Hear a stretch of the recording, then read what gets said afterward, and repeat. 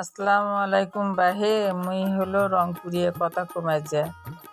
আজকে মুই আলু ভর্তা, ককটেল ভর্তা, আলু কাটতিছি, মূলে কাটিম এখন ছিলতিছি, কুচি কুচি করিয়ে না কাটতিছম। তারপর বেগুন খাট কাটবার লেগছি, বেগুন কাটা মোর শেষ।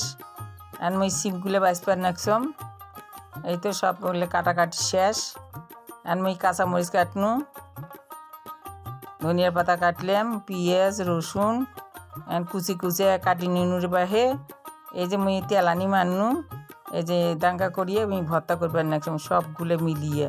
ধনিয়ার পাতা দিলাম, সব একে কষে মুজে উঠলো। এলা এখন গরম গরম বাটনার মধ্যে এই বাটানি দিয়ে বাইটবার লাগছম ভর্তা করে। খালে বাহে অনেক মজা লাগবে, অনেক টেস্টি ভর্তা খান। টমেটো দিছম, মূলা, বেগুন, সিম সব দিয়ে ভর্তা করছম। তোমরা সগলে খায়া দেখিয়েন ভাই, অনেক মজাদার ভর্তা বাহে। 2 প্লেট ভাত খাওয়া যাবে বাহে।